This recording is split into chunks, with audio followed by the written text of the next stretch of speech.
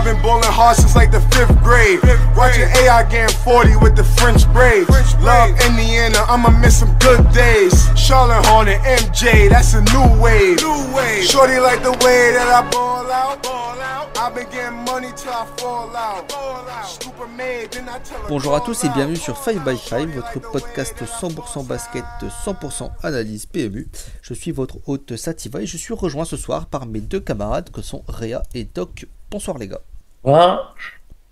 Après avoir abordé la belle finale de conférence entre Boston et Miami lors de podcast précédent, on va évidemment enchaîner avec la série de l'Ouest entre Dallas et Golden State. Peut-être une série que très peu d'entre vous avez vu venir, entre ceux qui avaient évidemment Phoenix en finale de conf, mais aussi pas mal de gens qui avaient Memphis qui allait au bout, puisque Golden State était quand même une équipe avec quelques points d'interrogation à l'entrée des playoffs. Et nous y sommes, Golden State de retour et Dallas pour la première année. On va revenir forcément sur les séries précédentes avec les Mavs qui ont donc éliminé les Suns en 7 matchs avec 2 grosses branlées pour finir et Golden State qui s'est débarrassé de Memphis en 6. Je vais commencer par Golden State avec une série pas si facile que ça à analyser puisque il y a le Game 1 assez monstrueux avec Ja Morant qui se loupe à la fin pour le game winner. Et derrière, un petit échange de match et une blessure pour Ja qui joue, je crois, d'abord diminué, puis finalement ne joue pas les 2 derniers matchs, si je ne me trompe pas. 2 ou 3. Il n'a pas empêché d'emporter un de ces 2 matchs. Même les 3 derniers, je crois. Je crois qu'il n'a même pas joué les 3 derniers qu'ils en ont joué. Ils en ont gagné 1 sur 3 quand même. Oh, vérifié. Oui, celui qui gagne, c'est une maxi branlée en plus. Mais bon, voilà, donc l'analyse... Ouais, c'est ça, les 3 derniers, ils les jouent pas. Voilà, donc l'analyse a peut-être un petit peu faussé. Qu'est-ce que vous avez pensé quand même au global de la performance de ces vieux briscards de Golden State? De gagner leur série la plus compliquée des playoffs. C'est-à-dire c'était l'équipe qui pouvait leur poser le plus de problèmes, avec vraiment le matos à l'extérieur pour contester les tirs à 3. Une certaine mobilité à l'intérieur avec Jaren Jackson Jr. qui peut bien venir en aide, donc encore un petit peu d'intelligence.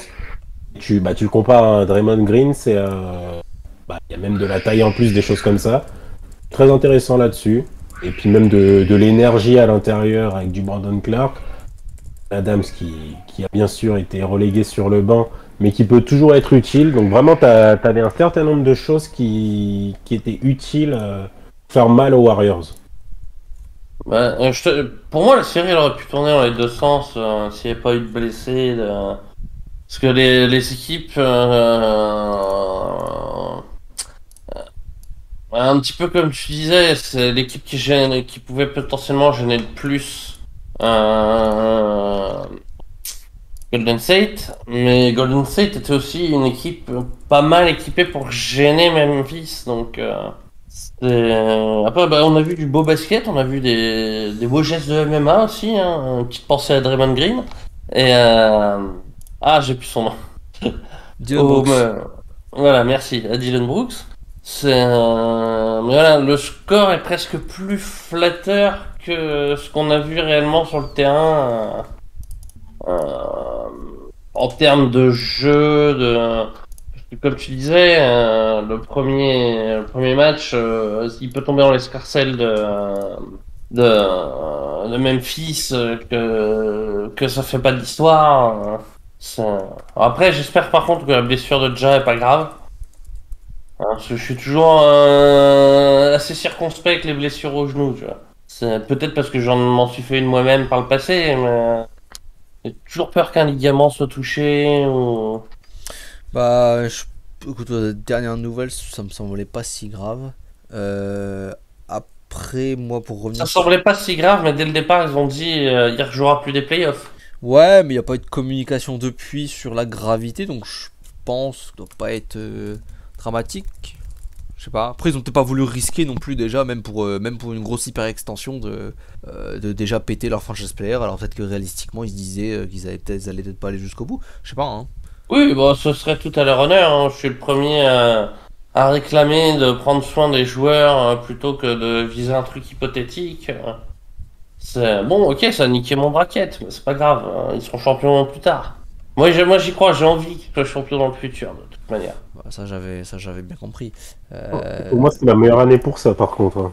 On sait pas. Ah Hein. d'accord. En vrai, ça dépend de la suite. On peut pas savoir, au final, hein, en soi. Le problème, c'est qu'ils vont vite rentrer dans le contrat à gérer. Oui, c'est vrai.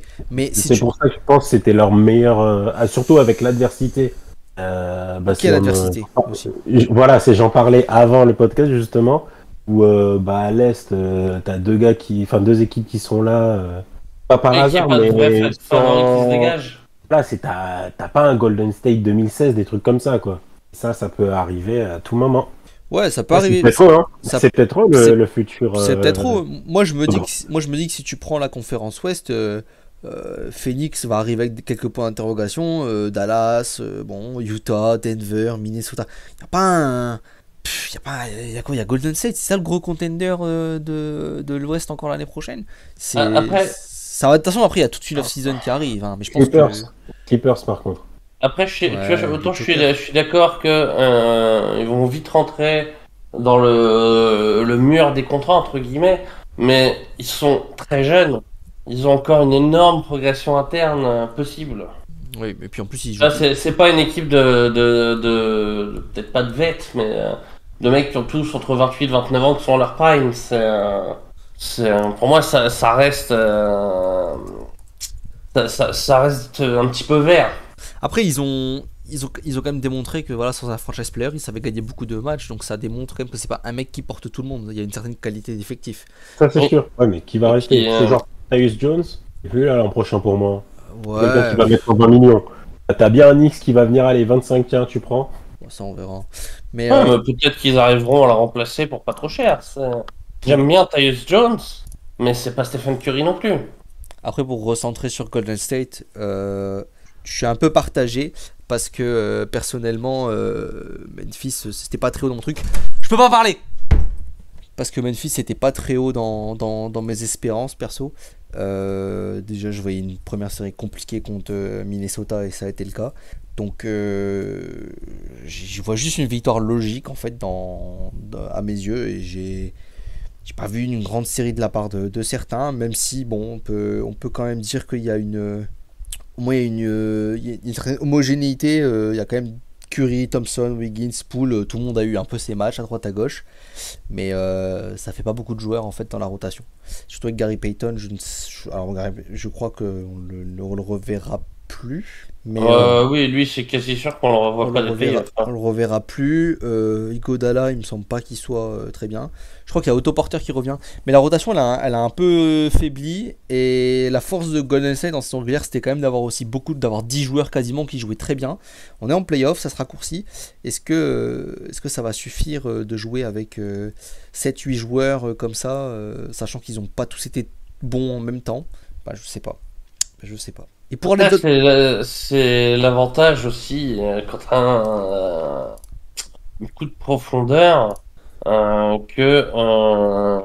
tu peux, quand t'as beaucoup de profondeur, tu peux avoir un Curry qui passe au travers, mais que ça t'empêche pas de gagner. Ah, mais là, t'en as moins. Si tu compares à Miami, si Butler est dégueulasse, Miami s'en sert pas. Ouais, mais là, t'as moins de profondeur par contre. Déjà parce que t'as des blessés et parce que t'es en playoff, tes rotations seraient serrées, tu vois. Oui, mais c'est pas. Ils ont plus de profondeur que Dallas. Ouais, mais ça, bah, on va parler de Dallas justement. Exploit ou crash aérien de Phoenix là Et ils ont su saisir une occasion. Bravo à eux là-dessus. Écoute, moi j'ai pas envie de casser l'ambiance et de casser un peu tous les fans des Mavs parce que bon, je vais pas dire que c'est immérité et que Dallas a bien joué, a fait ce qu'il fallait. Maintenant, il y a des mecs, je pense qu'ils sont en surchauffe, surtout à 3 points. Dinwiddie, bon, Finney-Smith, allez, c'est un peu gérable encore, mais bon, Dinwiddie, là, plus de 40% sur la série, c'est juste pas raisonnable. Il y a une faillite totale en face, qu'importe le niveau de ta défense. Quand une des meilleures attaques de la saison te fait 2 games de suite à moins de 90 points, t'es pas devenu les bad boys de Détroit du jour au lendemain. Les mecs se sont chiés dessus. Dallas a bien joué, mais ça s'est chié dessus en face. C'est un tout, ça s'est chié dessus. plus, je pense qu'il y a eu une très bonne adaptation de la part de Dallas sur les 2 derniers matchs défensivement. Ah, ça joue bien. Ça joue bien. Je ne sais plus le nom de l'assistant défensif, hein, vous m'en excuserez. Mais. Jason Kidd. J'ai dit l'assistant défensif. Ah pas bah, l'assistant offensif. c'est l'assistant défensif aussi. Hein. Je pense que. Avec le boulard du mec, à mon avis, il est tout. Non, mais tu sais, même sur le principe, je trouve qu'à Milwaukee, déjà, ce qu'il a amené, c'était surtout de la défense. C'est avant tout ce qu'il a fait, oui. Donc, je pense que là, Dallas, c'est ce qu'il fait. Et quand t'as un Luka en attaque, Luka take the ball and do something. Hein. Franchement, ça a amené des équipes en finale. Hein. Ah non, je dis pas. Bon, Mais... des Nets dans les années 2000. Hein. Ouais, pas que. Mais oui. Ah, mais c'est surtout pour faire la référence. Oui, pour la référence avec Jason Kidd, oui. Il est en train de lui faire, écoute, tu vois, moi il y a 20 ans, bah tu fais la même chose, je m'occupe du reste. Tu vois, Dwight Powell, c'est Kenan Martin. Tu jettes la balle, il attrape. Ouais, il me semblait que t'as quand même pas mal de gens qui disaient ils ont fait un très bon choix d'assistant défensif et que ça se voyait. C'était pas juste Kidd. Ouais, bah après. Non, après l'un n'empêche pas l'autre, hein. Il peut pas tout faire, Kidd. Mais au-delà de ça, c'est doit avoir le meilleur assistant, le meilleur coach défensif que tu veux. Et pour le coup, c'est en ayant un minimum de respect pour Chris Paul. Le gars est plutôt capable de te faire tourner une attaque normalement. Et c'est pas explicable ce qui s'est passé. C'est tu rentres plus un tir avec un mec justement qui est censé un petit peu tout voir sur un parquet pour trouver les décalages, avoir des tirs ouverts. Et juste, déjà les tirs ouverts ne rentrent pas, les tirs contestés on n'en parle pas. C'est des bandades. Okay, non, le peu de tirs qu'il prenait, c'était correct. Hein. Il a un plutôt bon pourcentage même sur les derniers matchs. Je parle pas de Paul, je parle de l'équipe au global. Ah, je pensais que tu parlais de Chris Paul en particulier. Ouais, après, tu pourras toujours dire, oui, pourquoi est-ce qu'il a pas pris son costume, pourquoi il est pas allé mettre 20 points, des trucs comme ça. C'est un autre débat, mais qu'il a 37 ans. Qui soit, c'est entre 10 et 15 points. Et derrière, en fait, ce qui est le plus choquant sur cette série, c'est qu'il n'ait pas 10 passes D par match. Ouais. Bah, après, j'ai envie de dire, je sais pas si vous avez vu passer ça sur Twitter, mais les stats de Chris Paul en playoff 2022 à 36 ans, et les stats de Chris Paul 2022 à 37 ans. Non, mais du moment où il a eu ses 37 ans, c'est parti en couille. Non, mais il y a un truc qui a cassé entre la fin de saison et les playoffs. Parce que Phoenix jouait très bien. L'année dernière, le run était très bon. Hein. Ils perdent juste contre un Giannis all-time en finale. Et cette année, je pense qu'on a peut-être été trop gentil en se disant contre les Pélicans, bon, ils sont un peu allés en douceur et allez, ils ont lâché 2 matchs. En fait, c'était déjà le présage, le mauvais présage du niveau de merde qu'ils allaient afficher juste après. Ils ont pas été bons au premier tour déjà au final. Hein. Ils ont pas été ouf, mais t'avais pas Chris Paul qui se cachait, parce que c'est ça, sur les 2 derniers matchs, il se cache. Ouais, mais c'est sur les. J'ai même envie de te dire, à partir du 2-0, il se cache. Ouais, mais c'est la défense des Pels aussi. Hein. Je pense qu'il y a de ça. Hein. Genre, Dallas, même si c'est pas une grande défense, aujourd'hui, c'est une défense average, above average, on va dire, sur la saison régulière. Et bon, sur les playoffs, c'est pas incroyable. Mais ça fait le taf. Mais c'est surtout que c'est pas la défense des Pels, quoi. Pels, c'est porte ouverte. Je pense que c'est ça qui fait qu'il a quand même réussi à tirer son épingle du jeu. Maintenant, est-ce qu'il se cache? Écoute, je sais pas, parce que moi j'ai. Ouais, mais si c'était que ça, il aurait pas été bon sur sur les 2 premiers matchs de la série contre Dallas. Je sais pas, après Chris Paul, parce que là je sais qu'on parle de ses Game 7, de ses défaites et tout, il y en a quand même beaucoup qui sont pas de sa faute. Il a quand même... Oui, non, c'est sûr qu'on va pas le défoncer comme Alex. Alex, il est fan des Suns, je peux comprendre qu'il a eu envie de le défoncer. Il y en a qui sont sévères. Oui, Chris Paul est le premier joueur à perdre 5 séries en menant 2-0, blablabla. Pour reprendre par exemple le choke des Clippers contre les Rockets, là, truc all time, si on va regarder les matchs, les box scores, le mec qui se chie dessus, c'est pas Chris Paul dans l'histoire, par exemple, tu vois. Genre le game 7, même le game 7, il rend une belle fiche. Là, je trouve que c'est la première fois. Pour moi, c'est la première fois où je me dis quand même que il a été nul. Là, il a vraiment, vraiment été nul à chier. Bah, c'est un tout. Il y a pas mal de gens qui veulent se le payer parce que c'est une tête de con. Ah bah ça. Et que c'est un peu facile de se le payer grâce à ça. Je vais reparler d'Alex de Trash Talk, mais lui, il est fan des Suns. Je peux comprendre qu'il a un seum intersidéral. Bah Et puis voilà, on en attendait que ce soit le franchise player. Tout le monde était là à dire oui, les Suns c'est rien sans Chris Paul. Ce qui aurait tendance à le montrer hein, d'ailleurs. Mais voilà, il a pas été au point. Mais j'arrive pas à comprendre. Je sais pas s'il n'y a pas une blessure ou même si c'est vraiment caché parce que ça m'étonne. Je te dis, regarde, j'ai stats des derniers matchs. Enfin, j'ai stats des matchs en playoff. Bon, ok, ça défendait pas de ouf à du côté de New Orleans. Côté New Orleans, il te fait 28, 22, 33, avec plus de 10 assists à chaque fois. Tu prends les deux premiers matchs contre Dallas, celui du 2 mai, 19 points en 28 minutes, plus de 50% de réussite, 5 rebonds, 3 passes. Bon, de toute façon, ça a été une turbo branlée, je crois, de mémoire. Match d'après, 36 minutes, 28 points, 6 rebonds, 8 passes. Jusque-là, ça va. Et après, Ouais, c'est plus rien. Ouais, après, il n'y a plus rien. Ouais. Et après, 12-7-4, 5-5-7, 7-2-10, 13-2-4, Ah ouais, non, mais il y 10-1-4. a. Et puis, enfin, le match où le match 4, là où il fall out quatrième carton ou troisième carton, je sais plus, mais très tôt dans le match, il joue à peine 20 minutes.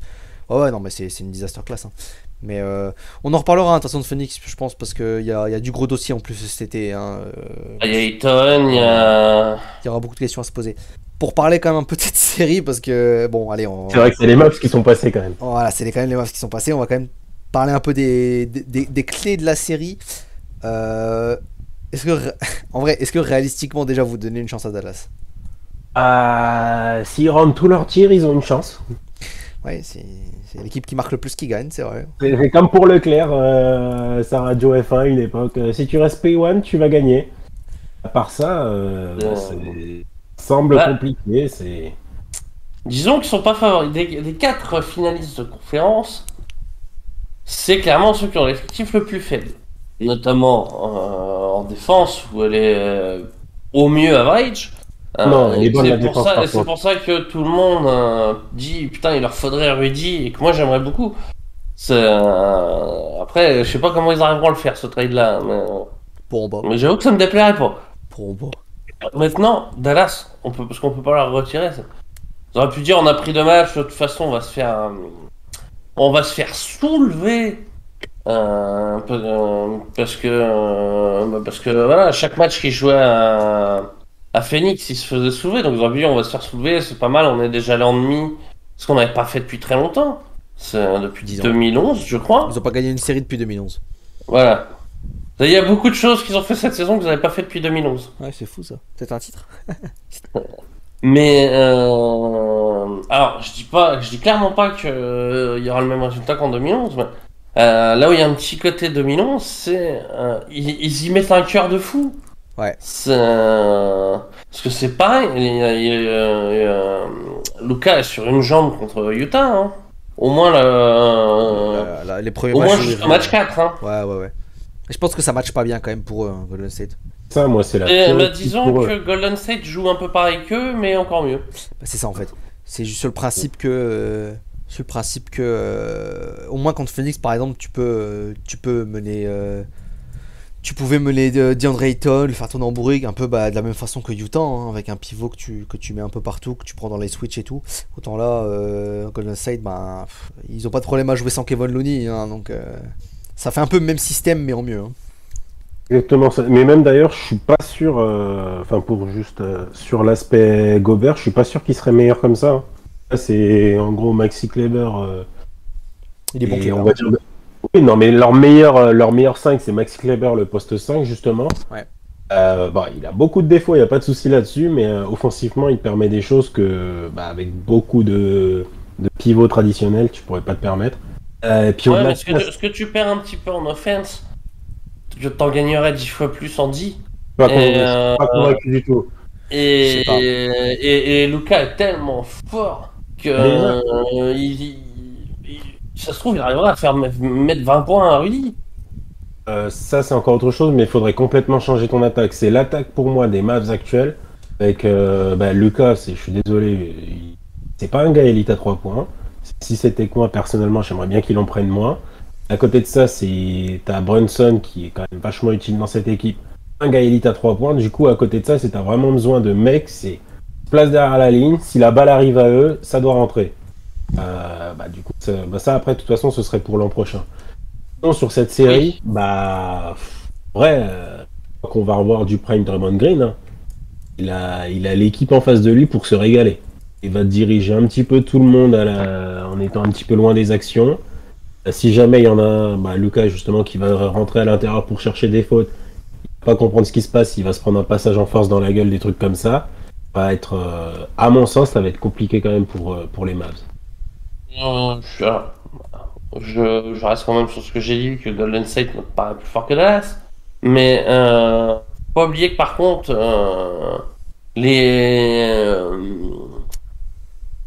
le backcourt des Warriors n'est pas de première jeunesse non plus, et que ça va cavaler en face. Pour le coup, j'ai pas leur pace en tête, mais que ce soit Luka ou Brunson, c'est pas des mecs qui cavalent le plus. Hein. Impression visuelle que j'ai en tout cas. J'ai pas le sentiment que ça joue très très très très vite hein, quand même. Dallas. C'est pas forcément leur plan de jeu actuellement. Par contre, je pense que Kid est parfaitement capable de faire comprendre à Luka que là, sur cette série, il faut jouer vite. Et au petit jeu de jouer vite, ils peuvent épuiser le backcourt de Golden State. Je dis pas que c'est ça qui est le choix qu'ils feront. Puis avant eux, franchement, il fait 2 allers-retours, il est tout rouge. Ah, Lucas. Franchement, il a beaucoup de qualités, hein, mais là, c'est limite. Pour le coup, ça tombe mal. On parle de ses défauts pour moi. Non, mais jouer vite, t'es pas obligé que les 5 jouent vite. Ça peut être. Comment t'expliquer ça? C'est. Non, mais. En gros, au lieu de monopoliser le ballon, qui monopolise moins le ballon, qui fasse courir ses équipiers. Qui joue comme un meneur en fait. Bien sûr, mais si comme un Chris Paul, courir, Chris Paul joue bien, Chris Paul court pas tant que ça, c'est les autres qui cavalent. Ouais, sauf que Chris Paul par exemple, il prend pas les rebonds. Avec Lucas, c'était obligé d'avoir 2 mecs qui sont en train de box out pour qu'ils puissent prendre le rebond, ça t'en enlève déjà 2 pour courir. Derrière, donc du coup, c'est sur leur meilleur 5. Ouais, mais dans ce cas, tu changes un peu ton plan de jeu, c'est pas lui qui prend les rebonds. Mais moi je trouve que jouer vite, de toute façon, pour moi ça joue dans le rythme de Golden State à la fin. C'est ça. Jouer vite, les dégainer à 3 points. J'ai pas envie de faire ça face à Curry. Je sais qu'ils sont vieux, mais. Pas forcément à 3 points. Hein, Non, mais je sais qu'ils sont vieux, mais c'est une équipe qui a gagné ses titres en jouant dans un rythme, une pace élevée, et qui a emmené les équipes adverses à rentrer dans cette pace élevée, et c'est comme ça qu'ils ont été champions plusieurs fois. C'est comme ça qu'ils ont commencé à tout exploser. Ok, ils sont plus tout jeunes, mais bon, Jordan Poole par exemple, lui il est encore un peu jeune, et si c'est pour voir des Poole qui met 35 points. Moi j'essaye de donner des pistes, hein. Après je suis pas je comprends, NBA. Bon. Bien sûr, mais pour moi, jusqu'aujourd'hui, l'équipe qui a le plus de chances de te coller genre 30 points en 2 minutes ou 2-3 minutes, ça reste les Warriors. Ah ouais, c'est la force de frappe, elle est toujours aussi bonne. Du coup, quand tu joues face à eux, ton objectif c'est de rester sur une pace hyper lente, limiter au maximum les transitions. Ouais, mais regarde, là où Memphis était le meilleur contre Golden State, c'est quand il jouait vite. Ouais, mais parce que Jay il va à l'intérieur. Ça. Jay il va jouer vite parce qu'il peut jouer à l'intérieur et soit décaler, soit finir au panier comme il. Jay était indécent à 3 points sur cette série aussi. Ouais. Non, mais je pense qu'il faut que Dallas exploite à fond le match-up de Doncic contre Curry en fait en attaque. Hein. Il faut pilonner le switch pour avoir tout le temps Curry sur lui. Hein. Parce que Curry défensivement, va se faire. On a vu, mais déjà, en fait, ça là-dessus aussi, je pense que du coup, on va plus voir Poole, Clay et Curry en même temps. Sauf si les Mavs jouent vraiment Dinwiddie, Doncic, Bronson à certains moments. Oui, dans ce cas-là, on les verra pas. Et donc, vu que tu n'auras pas les 3 ensemble, Curry restera plutôt caché, ça sera compliqué d'aller le chercher. On passe au pronostic, vous avez quelque chose à rajouter? Non, c'est bon. Non. Ok. Donc, je peux vous dire que Pop a joué la victoire des Warriors en 6. Réa, est-ce que tu es d'accord? Est-ce que tu as autre chose à nous proposer? Victoire des Warriors en 6 aussi pour moi. Ok. Doc? Je vais pas être méchant, donc je vais mettre les Warriors en 5. Ok. Je vais mettre les Warriors en 5 aussi. En 5. Peut-être que je suis trop... que j'ai une haine pour Dallas, je ne sais pas, mais je n'ai pas spécialement envie d'y croire en tout cas. Très bien Dallas. Donc, non mais j'aime bien, en vrai il y a des joueurs que j'aime bien là-dedans. Hein. Moi Dorian Finney-Smith c'est pépite, hein. En plus au prix qu'ils l'ont signé et tout, pépite. Hein. Ah, c'est abusé. Ah ouais non mais c'est un jackpot de fou, hein. Mais je sais pas, je peux pas m'empêcher que je comprends pas comment cette équipe arrive jusque là et depuis le premier tour, hein, je vois pas où ils arrivent jusque là et voilà. Je pense que c'est la fin du parcours. Et voilà qui conclut du coup le podcast, hein, notre finale de conférence à l'ouest entre Dallas et Golden State. J'espère que ça vous a plu. Et on se retrouvera pour les finales en fait tout simplement. Donc ce sera soit Dallas ou Golden State contre Boston ou Miami. On verra où est-ce que ça nous mène. Je pense qu'on en a encore pour 15 jours, 3 semaines. Donc sûrement un bon petit rendez-vous début juin. Ah, puis d'ici là, Pop il aura passé son bac, on pourra l'avoir avec nous. Je pense pas, mais bon, on y croit, hein, c'est toujours sympa d'y croire. Je pense qu'il va surtout avoir son bac pendant les finales, du coup ça va être marrant pour lui. Un petit Game 7 la veille du grand oral. Ah bah faut savoir ce que tu veux, t'es un analyste NBA ou tu l'es pas. Bonne soirée tout le monde et au revoir. Just to pop our collar, man, we climbing for the dollar. I mean it when I say it, bro, we started from the bottom. Childhood friends dropping like leaves in this autumn. Don't believe time is money. Money is time. When you focus, man, you look up and your money is fine. I'm from a city where your friend will put a gun in your mind. Cause you eatin' and they envy all that glory and shine. I swear to God, it gets realer. A city full of killers, addicts walking around looking like the zombies off a Thriller. It's sick and getting iller. That's why my skin thicker. Now you see why brothers wanna get away. Grab a Snicker. My mission took me to college where I picked up the knowledge and tried to stay away from violence inside. Escape the virus divided my folks from tyrants, but I rise from that environment in my life. It was perfect timing. My drive blew me up atomic. Sick of these suckers all in my bubble though. Critiquing me on stuff I had to struggle for. This dream done been a long time coming, and my clock was Forrest Gump. It spent a long time running.